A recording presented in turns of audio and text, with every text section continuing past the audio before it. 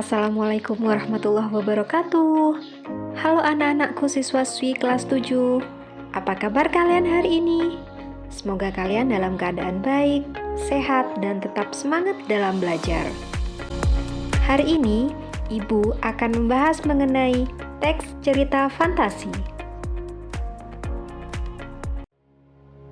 Apakah kalian pernah menonton film Doraemon? Harry Potter? Cinderella, atau Timun Mas?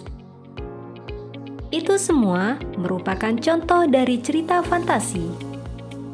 Jadi, apa sih cerita fantasi itu? Cerita fantasi adalah cerita fiksi yang bergenre fantasi atau dunia imajinatif yang diciptakan penulis. Selanjutnya adalah ciri-ciri cerita fantasi. Yang pertama, ada keajaiban, sesuatu yang aneh dan misterius. Cerita fantasi mengungkapkan hal-hal yang sifatnya tidak nyata, ajaib, dan misterius. Sesuatu yang tidak kita temui dalam dunia nyata. Ini adalah dunia imajinatif yang diciptakan penulis, sehingga tidak mungkin dijadikan biasa. Biasanya, tokoh dan latar yang diciptakan penulis tidak ada di dunia nyata. Ciri yang kedua, ide cerita terbuka. Artinya, penulis bebas menuangkan segala imajinasinya atau bebas berhayal.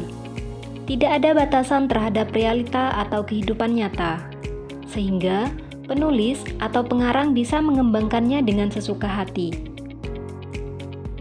Tema atau ide yang paling sering dikaitkan dengan cerita jenis ini adalah tema supranatural, mistis, horor, fiksi ilmiah, atau science fiction, dan sebagainya. Ada kalanya, meski ide cerita bersifat sederhana, namun selalu ada pesan menarik di balik setiap cerita ini. Yang ketiga, latar bisa menembus ruang dan waktu. Cerita fantasi bisa menggunakan latar apapun dalam penulisannya, mulai dari yang ada dalam kehidupan sehari-hari hingga yang tak ada atau bersifat karangan.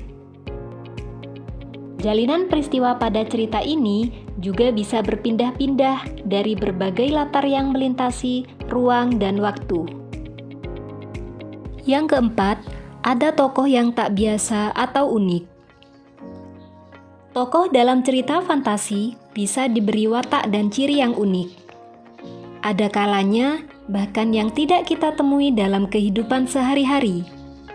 Misalnya saja, seseorang yang bisa mengeluarkan api dari tangannya, seseorang yang bisa melihat mimpi orang lain, jin yang bisa keluar dari lampu, dan sebagainya.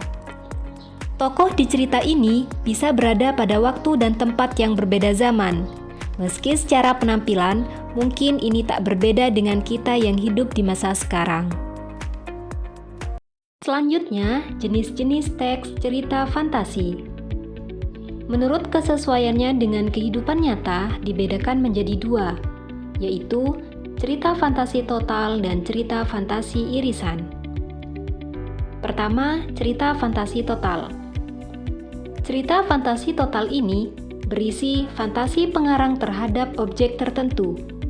Pada kategori ini, semua yang terdapat pada cerita tidak semua terjadi dalam dunia nyata. Yang kedua, cerita fantasi irisan. Kategori ini berisi cerita fantasi yang mengungkapkan fantasi tetapi masih menggunakan nama-nama dalam kehidupan nyata, menggunakan nama tempat yang sama pada dunia nyata atau peristiwa yang pernah terjadi pada dunia nyata. Menurut kesesuaiannya dengan latar, jenis cerita fantasi dibedakan menjadi dua, latar fantasi sezaman dan latar fantasi lintas waktu. Yang pertama, latar fantasi sezaman. Latar yang digunakan hanya dalam satu masa, tanpa fantasi masa kini, masa lampau, atau masa yang akan datang. Yang kedua, latar fantasi lintas waktu.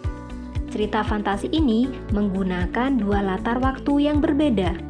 Misalnya, masa sekarang dengan masa pada zaman prasejarah, atau masa sekarang dengan masa 50 tahun mendatang. Baiklah, selanjutnya kita akan membahas tentang unsur intrinsik cerita fantasi. Cerita fantasi pada dasarnya tergolong teks bersifat naratif yang isinya fiksi semata. Jika kita membaca sebuah cerita fantasi, kita akan menemukan hal-hal menarik di dalamnya. Hal menarik tersebut terdapat dalam unsur-unsur pembangun cerita. Berikut unsur-unsur intrinsik yang terdapat pada cerita fantasi. Yang pertama, tema. Tema merupakan suatu gagasan yang menjadi dasar terciptanya suatu cerita atau narasi.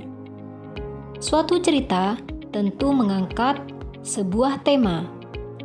Untuk mengetahui tema suatu cerita fantasi, kita harus mengidentifikasi berbagai permasalahan dalam cerita. Yang kedua, tokoh dan penokohan. Tokoh dan penokohan selalu terdapat pada teks narasi. Tokoh merupakan pelaku dalam cerita, sedangkan penokohan adalah karakter yang dimiliki pelaku cerita. Dalam cerita fantasi, tokoh yang dimunculkan umumnya berupa manusia, binatang, dan objek lainnya. Misalnya peri, dewa-dewi, atau makhluk ajaib. Berdasarkan perwatakannya, terdapat 3 jenis tokoh cerita. Yang pertama, protagonis, yang kedua, antagonis, dan yang ketiga, tritagonis.